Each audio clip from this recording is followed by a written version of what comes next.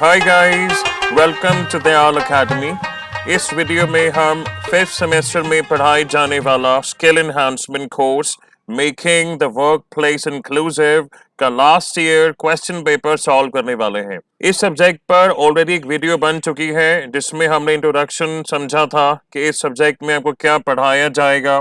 Paper का जो title है making the work place inclusive, इसका क्या मतलब है। अगर आपने वो वीडियो नहीं देखी है गाइस, मैं रिक्वेस्ट करूंगा उसे देखिए, क्योंकि उसमें हमने लगभग सभी यूनिट्स के टॉपिक्स ब्रीफ में डिस्कस किए हैं। तो ये बहुत ज़रूरी है कि आप इन टर्म्स को समझिए कि इंक्लूसिव अप्रोच क्या होती है और कैसे आप अपने वर्क प्लेस को इंक्लूसिव बना सकते हैं। एंड बीइंग अ स्टूडेंट, आपकी जो स्कूल लाइफ है या कॉलेज लाइफ है, वो कैसे हम इंफ्रास्ट्रक्चर को रेडी करना चाहिए हमको, ताकि वे लोग जो इम्पेयर्ड हैं, चाहे वो विजुअली इम्पेयर्ड हो या हियरिंग इम्पेयर्ड हो या मोबिलिटी इम्पेयरमेंट उनमें है, हमें उनको एक वेलकमिंग एनवायरनमेंट प्रोवाइड करना चाहिए। अपने से अलग ना समझ के, उन्हें सेग्रीगेट ना करके, हम उन्हें इंक्लूसिव अप्रोच से वेलकम करें। आज की वीडियो में हम क्वेश्चन डिस्कस करेंगे जो लास्ट ईयर के क्वेश्चन पेपर में आया था। देखिए, how does a persons disability impact learning. आपको बताना है कि अगर कोई डिसेबल्ड है या किसी पर्सन की डिसेबिलिटी है, वो लर्निंग में कैसे इम्पैक्ट करती है, लर्निंग को कैसे अफेक्ट करती है, आपको ये बताना है। And secondly, you have to present your answer focusing on any two disabilities. तो गाइज, अगर आप सीधा आंसर देखना चाहते हैं तो प्लीज थोड़ा सा फास्ट फॉरवर्ड कर लीजिए। मैं बहुत ब्रीफ में बताना चाहूंगा कि लास्ट वीडियो में हमने कौन कौन से इंपॉर्टेंट टॉपिक डिस्कस किए थे। हमने समझा था कि making the work place inclusive का क्या मतलब है, ऐसे कौन कौन से मेजर्स लिए गए हैं कि हम इंक्लूसिव अप्रोच फॉलो करें। ठीक है।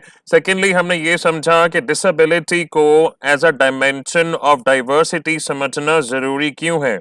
इस पर बेस भी क्वेश्चन आ सकता है कि disability is a dimension of diversity discuss, या फिर disability is a social construct discuss.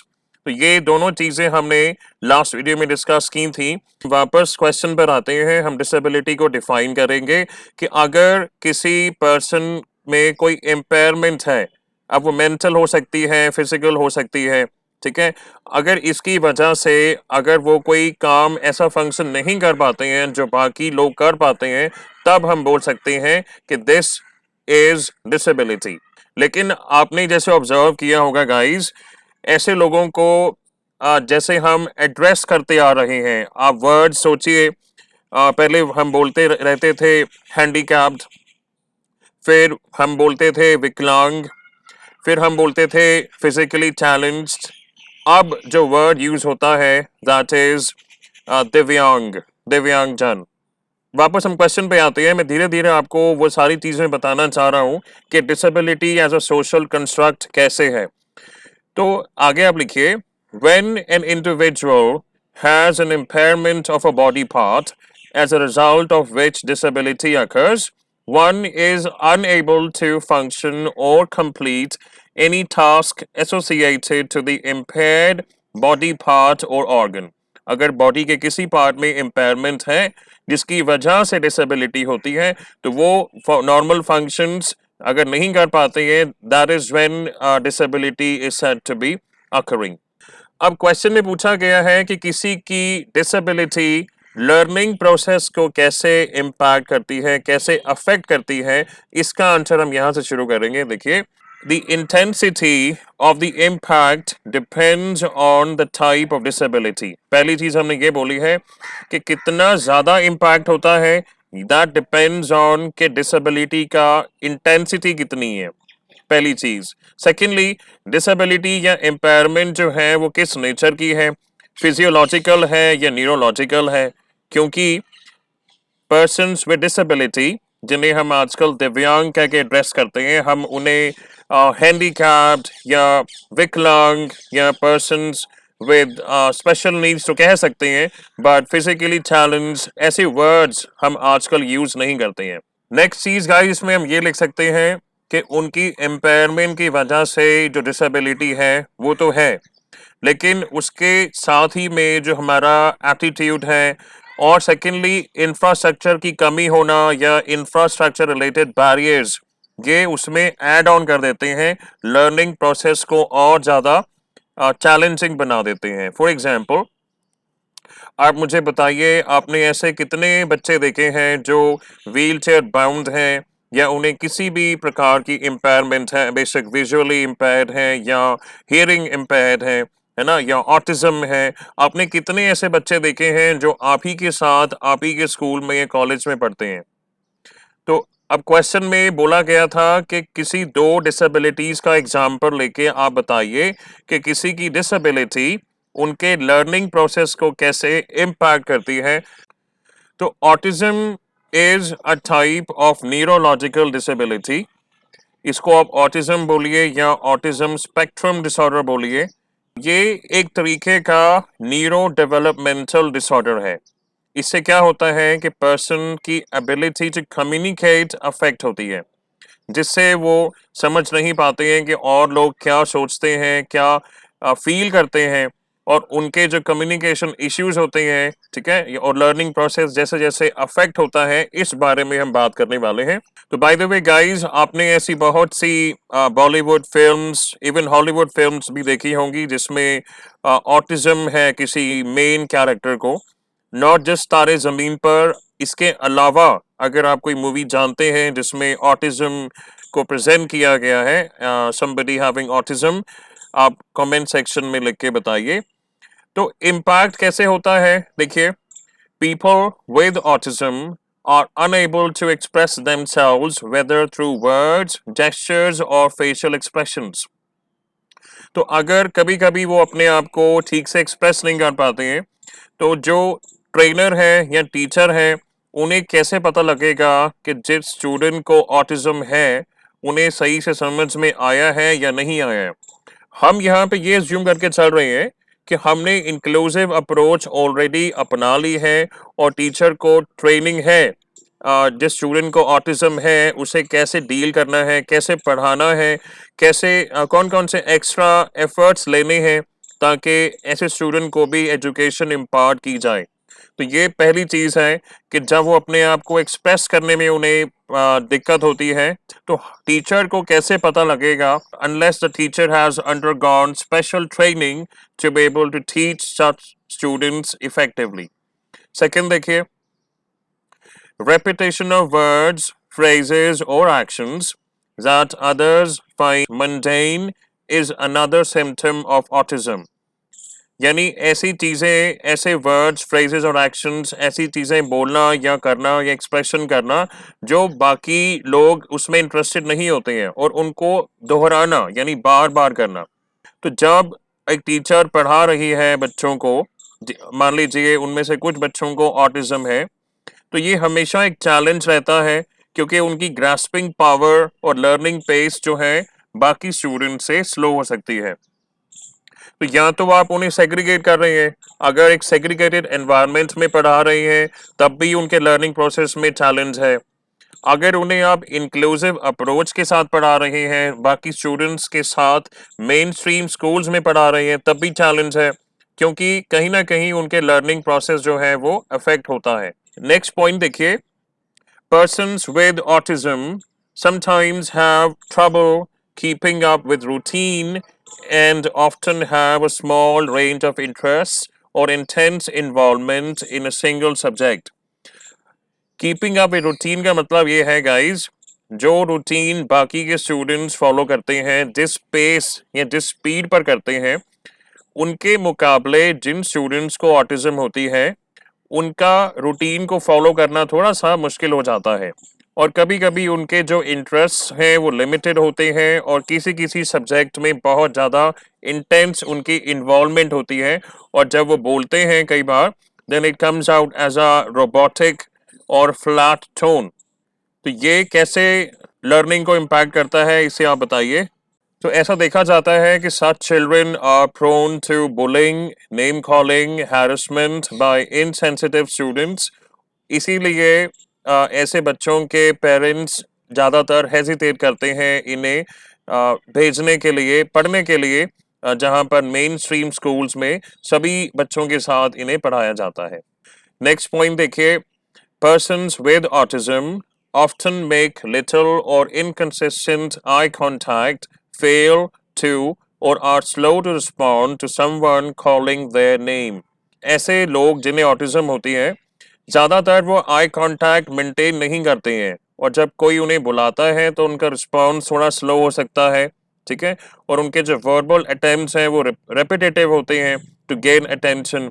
तो इसीलिए जो सोशल प्रॉब्लम्स क्रिएट होती हैं वो ज़्यादा लर्निंग को इम्पैक्ट करती हैं, और वैसे जो चैलेंजेस वो फेस करते हैं लर्निंग प्रोसेस में वो तो है ही, लेकिन सोशल प्रॉब्लम्स भी और ऐड ऑन कर देती हैं। यही हमने यहाँ पे बात की है कि segregation of such students and persons with autism may happen even in an integrated school और कॉलेज, जब तक आप इंक्लूसिव अप्रोच लेके नहीं आते हैं। और इससे भी ज़्यादा ज़रूरी है कि हमको सेंसिटाइजेशन करना है, यानी कि लोगों को सेंसिटिव बनाना है, अवेयर बनाना है। तो यहाँ पे गाइस सेंसिटिव का मतलब ये नहीं है कि मान लीजिए आप बोलिए कि कोई पर्सन अगर सेंसिटिव है बहुत जल्दी अपसेट हो जाता है, यहाँ पर ये मीनिंग नहीं है। यहाँ पर सेंसिटाइज करना मीन्स किसी को सेंसिटिव बनाना, यानी उनका ऐसे लोगों के प्रति इनसेंसिटिव एटीट्यूड ना हो। आप में से काफ़ी स्टूडेंट्स ने ऑब्जर्व किया होगा कि हम ज़्यादातर जब एक दूसरे को बुली करते हैं तो हम क्या बोलते हैं, हमारे मुंह से ऐसे शब्द निकलते हैं जो नहीं निकलने चाहिए। एक आधा मैं आपको बोल के दिखाऊंगा। जैसे हम बोलते हैं ये तो मेंटल है, ठीक है। तो गाइज ऐसे वर्ड्स को हम इतना ज़्यादा इस्तेमाल करना हमने शुरू कर दिया है कि अब अगर किसी को इम्पेयरमेंट्स नहीं है तब भी हमारे मुंह से उनके लिए ऐसे शब्द निकलते हैं। तो दिस मीन्स कि सेंसिटाइजेशन की बहुत सख्त ज़रूरत है। उसके बाद देखिए, in spite of countless international frameworks and policies, जैसे हमने पढ़ा कि कितने ऐसे एक्ट्स बने हैं, और जो सैलामेंका कॉन्फ्रेंस, डाकर फ्रेमवर्क, इतने एफर्ट्स हुए हैं नेशनल लेवल पर, स्टेट लेवल पर, इंटरनेशनल लेवल पर हुए हैं, लेकिन अगर हम इंडियन कॉन्टेक्स्ट में बात करें तो हमारा जो एजुकेशन सिस्टम है वो ऐसा है कि there is still a lack of resources, चाहे वो एजुकेशनल रिसोर्सेज हो या इंफ्रास्ट्रक्चरल रिसोर्सेज हो या फंडिंग कह लीजिए, है ना, और ज़रूरी चीज़ें जो चाहिए होती हैं ताकि अगर किसी पर्सन को इम्पेयरमेंट है, यहाँ पर हम ऑटिज्म की बात कर रहे हैं, क्वेश्चन में बोला था कि आप एग्जाम्पल लेके बात कीजिए, तो ऐसे पर्सन की जो ज़रूरतें हैं, अगर इंक्लूसिव अप्रोच की बात की जाए तो उन ज़रूरतों को पूरा करने के लिए जो एफर्ट्स हमें करने हैं वो काफ़ी हद तक अभी पेंडिंग है। सेकेंड एग्जाम्पल गाइज हम यहाँ पे लेंगे विजुअल इम्पेयरमेंट का। तो visual impairment is a term used to describe partial as well as complete loss of vision, and this is also included in the RPWD Act. वहाँ पे इसका नाम लिखा जाता है ब्लाइंडनेस एंड लो विजन। अब इसमें काफ़ी स्टूडेंट्स का ये क्वेश्चन रहता है कि हम में से काफ़ी लोग स्पेक्ट्स लगाते हैं, तो क्या हमें भी लो विजन है, क्या हमारी भी लो विजन है, क्या हमें भी ब्लाइंडनेस है? तो गाइस इसका बहुत सीधा साधा एक डेफिनेशन इसकी है। देखिए, ब्लाइंडनेस को हम बोलते हैं अ स्टेट ऑफ बीइंग साइटलेस, यानी condition of total blackness of vision. जब इनएबिलिटी होती है किसी पर्सन की कि वो ब्राइट लाइट और डार्कनेस को डिस्टिंग्विश ना कर सके इन ईदर आई, इसको बोला जाता है ब्लाइंडनेस। लेकिन आप जो समझ रहे हैं कि क्या हम में से काफ़ी लोगों को पार्शियल ब्लाइंडनेस है, लो विजन है या नहीं है, तो गाइस इसका आंसर है, देखिए, लो विजन को डिफाइन किया जाता है कि अगर आपकी विजुअल एक्विटी 6/18 से एक्सीड नहीं करती है। अब देखिए 6/18 को समझिए, अगर फ्रैक्शनल फॉर्म में कन्वर्ट करेंगे तो गाइस ये बनेगा 1/3। तो यानी अगर आपने आईज टेस्ट कराई है और आपके प्रिस्क्रिप्शन में 6/18 से कोई बेहतर फिगर लिखी है, जैसे मान लीजिए 6/12, ठीक है, तो वो उस केस में पार्शियल ब्लाइंडनेस नहीं मानी जाएगी।